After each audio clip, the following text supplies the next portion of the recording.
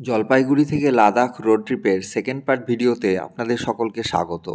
যারা প্রথম পার্ট দেখেননি তাদের জন্য ডেসক্রিপশানে এবং আই বাটনে লিংক দিয়ে দিলাম। Good morning. আজকে 21শে মে। আজকে আগ্রা থেকে বেরিয়ে আমরা প্রথমে তাজমহল দর্শন করব। এখন বাজে সকাল 7টা, আমরা রেডি। সকালে যতটা পারলাম তাড়াতাড়ি রেডি হয়ে হোটেলের চেক আউট ফর্মালিটি কমপ্লিট করে আমরা বেরোলাম প্রথমে তাজমহলের উদ্দেশ্যে। তাজমহল দেখে আমরা ওখানের থেকে সরাসরি আবার লাদাখের পথে রওনা দেব। তাই আমাদের হাতে 2 থেকে 3 ঘন্টার বেশি সময় নাই। তাড়াতাড়ি পুরো ব্যাপারটা কমপ্লিট করার জন্য আমরা একজন গাইড আগে থেকেই নিয়ে নিয়েছিলাম। আগ্রাতে আমরা এই হোটেলে ছিলাম, দ্য রিচ গ্র্যান্ড। হোটেলটির রুম এবং খাওয়া দাওয়া যথেষ্ট ভালো ছিল। এখন আমাদের গাড়িতে লাস্ট মিনিট প্যাকিং চলছে।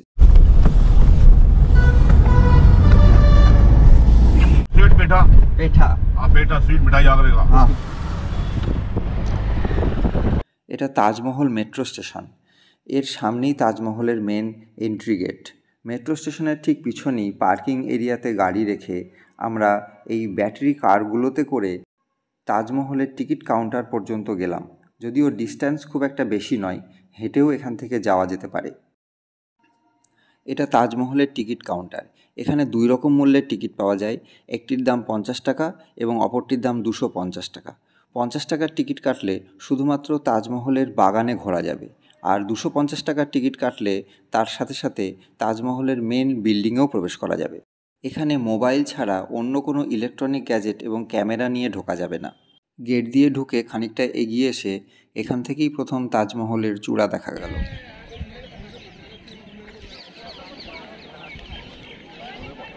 তাজমহলের মেন এন্ট্রি গেট দিয়ে তাজমহলে ঢুকছি।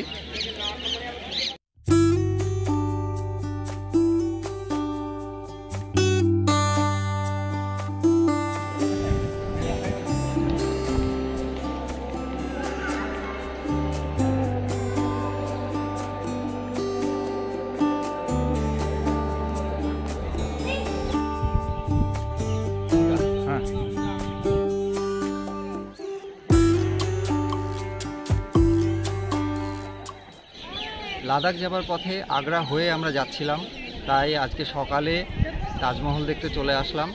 इस पूरे ताजमहल की जो हाइट है वो है 247 फीट टोटल हाइट। इसके अंदर में 4 मीनारें हैं। 2 मीनार इस साइड के अंदर में है, 2 मीनार उस साइड के अंदर में है। ये ऊपर से स्ट्रेट सीधा नहीं बनाया हुआ है। ये 2 डिग्री जो है इसका वर्टिकल लुक दिया हुआ लेफ्ट साइड में। लेफ्ट में हिला हुआ है। हाँ जी, इधर इधर आप ध्यान से ऊपर से साइड में दोनों, वो राइट साइड में, ये लेफ्ट साइड में। अर्थक्वेक कभी आ जाए तो ये इस साइड में नहीं चाहिए, वो उस साइड में नहीं चाहिए, मैन डॉम को बंद नहीं करना चाहिए। रेड कलर के फूल और पत्ती। हाँ 3 चीज़ों के लिए फेमस होता है। देखने में ताजमहल, खाने में आगरा पेठा स्वीट मिठाई, और पहनने में लेदर का शू चप्पल पर्स लेदर जैकेट वगैरह बहुत फेमस होता है यहाँ का जो है। यहाँ आगरा में कोई वेट या कोई टैक्स नहीं है, यहाँ आगरा बनता है लेदर, इसलिए सस्ता होता है यहाँ पर। আমাদের হাতে সময় কম থাকায় খুব তাড়াহুড়ো করেও আমরা 3 ঘন্টার আগে তাজমহল দেখা কমপ্লিট করতে পারলাম না। কেন যে এটি পৃথিবীর 7ম আশ্চর্যের মধ্যে পড়ে তা আজকে দেখে অনুভব করলাম।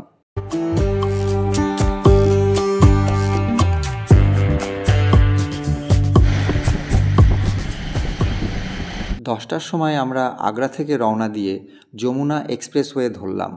এটি একটি 6 লেনের রাস্তা যেটা আগ্রা থেকে গ্রেটার নয়ডা পর্যন্ত গেছে। পূর্বাঞ্চল এক্সপ্রেসওয়ে যেমন লখনৌ এবং আগ্রা শহরকে জুড়েছে, তেমন যমুনা এক্সপ্রেসওয়ে আগ্রা ও গ্রেটার নয়ডাকে জুড়েছে। এই দুটি এক্সপ্রেসওয়ে লখনৌ থেকে দিল্লি পর্যন্ত যোগাযোগ ব্যবস্থাকে খুবই মসৃণ করেছে। রাস্তাগুলি এমনভাবে তৈরি করা হয়েছে যাতে এই রাস্তাতে চলাচলকারী কোনো গাড়িকে কোনো ট্রাফিক সিগন্যালে পড়তে না হয়। আমরা যেদিনকে দিল্লি পৌঁছালাম সেদিন দিল্লির তাপমাত্রা 52 ডিগ্রি সেলসিয়াস ছিল। আরও বেশি করে বৃক্ষরোপণই আমাদের এই সমস্যাগুলির হাত থেকে বাঁচাতে পারে। এখানে দাঁড়িয়ে আমরা কিছুক্ষণ রেস্ট নিলাম এবং লাঞ্চ সেরে নিলাম।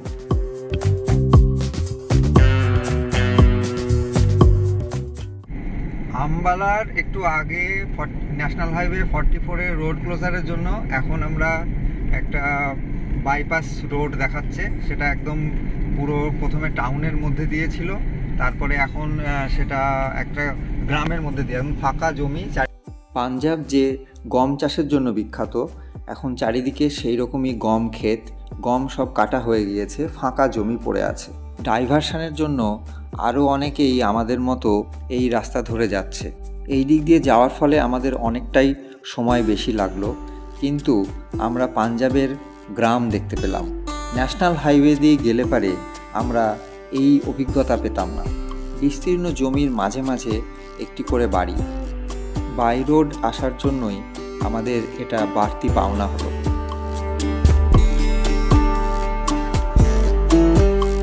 পাঞ্জাবের মধ্যে দিয়ে যাচ্ছি, আর এখানকার খাওয়া দাওয়া টেস্ট না করলে কেমন হয়, তাই আমরা এখানকার একটা ধাবাতে দাঁড়িয়ে পড়লাম। খুব সুন্দর, পরিষ্কার পরিচ্ছন্ন, সাজানো গোজানো পরিবেশ। এখানে এগুলিকে ধাবা বললেও রেস্টুরেন্ট টাইপ অ্যাম্বিয়েন্স। আমরা এখানে পাঞ্জাবি স্টাইল খাবার খেলাম। অর্ডার দিয়েছিলাম নান, তড়কা এবং লস্যি।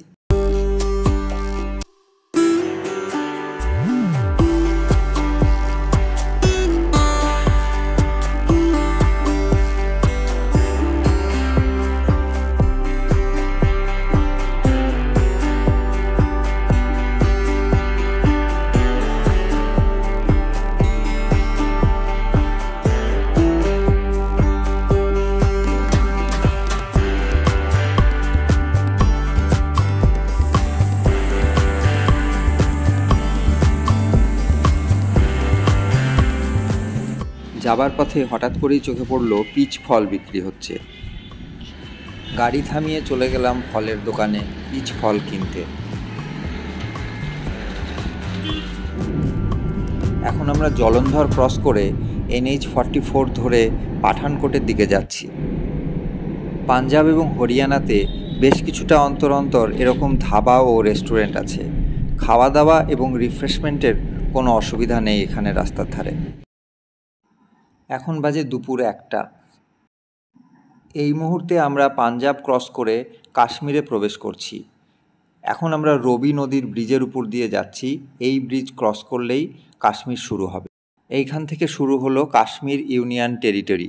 সামনেই দেখা যাচ্ছে মহারাজা গোলাব সিংয়ের মূর্তি।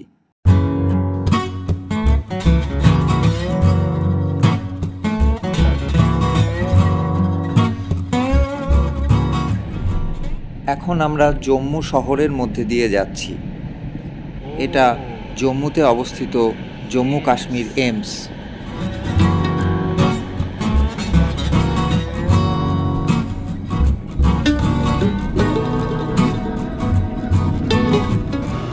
এই যে পাঞ্জাব থেকে কেনা আম এখন কাশ্মীরে ঢুকে আমরা খাচ্ছি। জম্মু ক্রস করার পরে আমরা খানিকক্ষণ ব্রেক নিয়ে আবার চলতে শুরু করলাম। আজকে আমাদের টার্গেট রয়েছে শ্রীনগর পৌঁছানোর।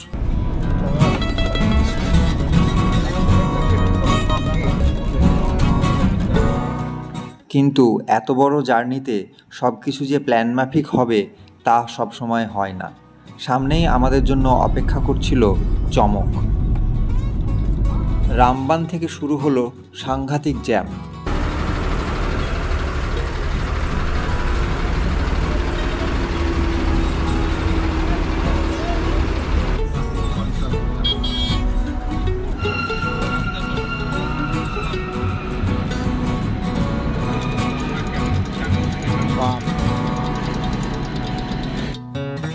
জ্যামের জন্য আমাদের অনেকটাই দেরি হয়ে গেল। গুগল ম্যাপে দেখাচ্ছে সামনে আরও অনেক জ্যাম রয়েছে, তাই আজকে আর আমাদের শ্রীনগর পৌঁছানো হবে না। রামবানে এই হোটেলে আজকে রাতের জন্য থেকে গেলাম। আগামীকাল সকালে আবার আমরা শ্রীনগরের উদ্দেশ্যে রওনা দেব। Good morning. আজকে আমাদের ডে 5। আজকে সকাল 4:10 আমরা প্রায় রেডি, কারণ কালকে আমরা অনেকটা লেটে পৌঁছানোর জন্য শ্রীনগর ঢুকতে পারিনি। এখানে রাস্তায় প্রচণ্ড জ্যাম ছিল। এখন সকাল 4:45 আমরা রামবান থেকে রওনা দিচ্ছি। এখান থেকে শ্রীনগর যাব। শ্রীনগর এখান থেকে প্রায় 150 কিলোমিটার। আমরা আগে আগে বেরোচ্ছি যাতে রাস্তার জ্যামটা কম থাকে, কারণ কালকে আসার সময় সন্ধ্যাবেলাতে প্রচণ্ড জ্যাম ছিল। যে কারণে আমাদের লেট হয়ে যাওয়াতে আমরা শ্রীনগর না যেতে পেরে এখানে রামবানে থেকে যাওয়ারই সিদ্ধান্ত নিলাম। হোটেল থেকে বেরিয়েই রামবানে পেট্রোল পাম্পে এখন ট্যাঙ্কি ফুল করে নেওয়া হচ্ছে 97-78।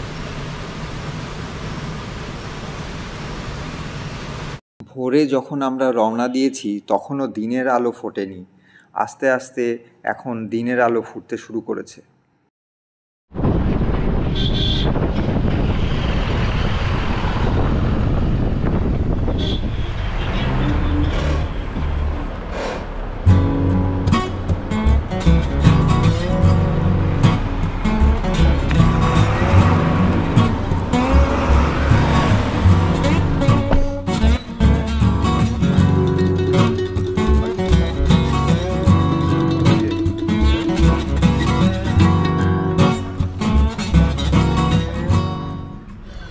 রামবান থেকে মাত্র 9 কিলোমিটার এসেছি, এখন জ্যামে আটকে একদম স্টপ।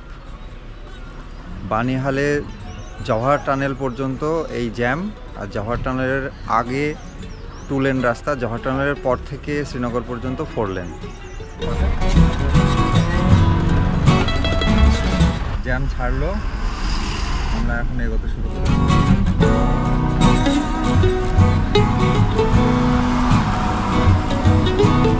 অবশেষে আমরা জ্যাম পেরিয়ে আবার 4 লেন রাস্তা পেলাম, আর আমাদের সামনে কাশ্মীরের সেই চিরাচরিত পরিবেশ। এখন আমরা বানিহাল ক্রস করছি। সকাল 5টায় রামবান থেকে রওনা দিয়ে এখন 7:30টার সময় বানিহাল।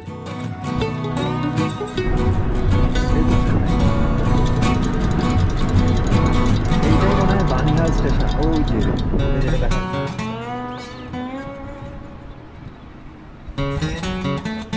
এখন আমরা বানিহাল কোয়াজিগন্ড টানেল দিয়ে যাচ্ছি। এটা 9 কিলোমিটার দীর্ঘ একটি টানেল। এই রকম টানেলগুলি পাহাড়ি রাস্তায় আঁকাবাঁকা পথ দিয়ে চলার রিস্ক এবং সময় দুটোই কমিয়ে দিয়েছে। ভাবতেই খুব অবাক লাগে, এই 9 কিলোমিটার দীর্ঘ টানেলের মাথার উপরে আস্ত একটা পাহাড়। টানেল, এক্সপ্রেসওয়ে, হাইওয়ে যোগাযোগ ব্যবস্থাকে আরও উন্নত করে দিচ্ছে। ন্যাশনাল হাইওয়ে 44-এর এই জায়গাটি এমার্জেন্সিতে প্লেন নামার জন্য তৈরি করা হয়েছে। স্বাভাবিক পরিস্থিতিতে এটা ন্যাশনাল হাইওয়ে, আবার এমার্জেন্সিতে এই অংশটি একটি এমার্জেন্সি রানওয়ে হিসেবে ব্যবহার করা যাবে।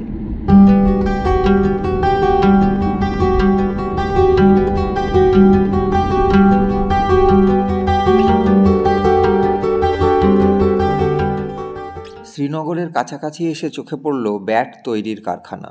কারখানার ছাদে উইলো কাঠ সিজন করা হচ্ছে। তারপর এই কাঠগুলো দিয়েই তৈরি হয় ক্রিকেট ব্যাট। ভিতরে গিয়ে ক্রিকেট ব্যাট কিভাবে তৈরি হয় তা দেখার খুব ইচ্ছা হচ্ছিল, কিন্তু আমাদের শ্রীনগর পৌঁছানোর তাড়া থাকায় সেই ইচ্ছা আর পূর্ণ করা গেল না। আমরা সকাল 10টাতে শ্রীনগর গিয়ে পৌঁছালাম। এরপরে সারাদিনে আমরা যতগুলি সম্ভব এখানকার কিছু দর্শনীয় স্থান দেখলাম, যেমন শঙ্করাচার্য মন্দির, নিশাদবাগ, ডাল লেক, হজরতবল দরগা। আমার কাছে শ্রীনগরের সবথেকে স্মরণীয় অভিজ্ঞতা ডাল লেকে হাউস বোটে থাকা। সারাদিন শ্রীনগর ঘুরে আমরা রাত্রি 10টার সময় হাউস বোটে গিয়ে উপস্থিত হলাম।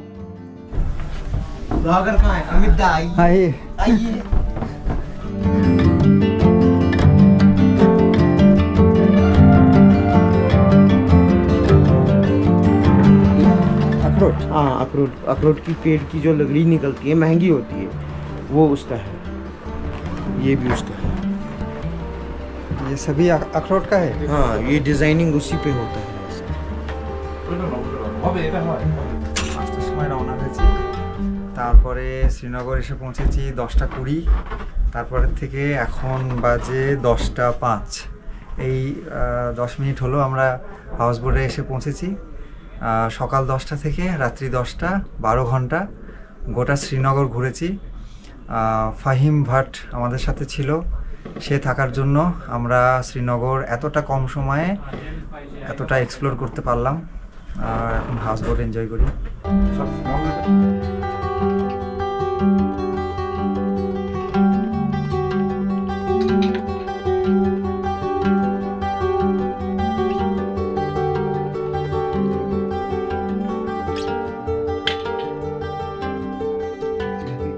জলপাইগুড়ি থেকে লাদাখ রোড ট্রিপের ভিডিও সিরিজের সেকেন্ড পার্ট এখানেই শেষ করছি। থার্ড পার্টে থাকবে শ্রীনগরের local site seeing, Zojila pass, লে এবং আলটিমেটলি প্যাংগং লেক।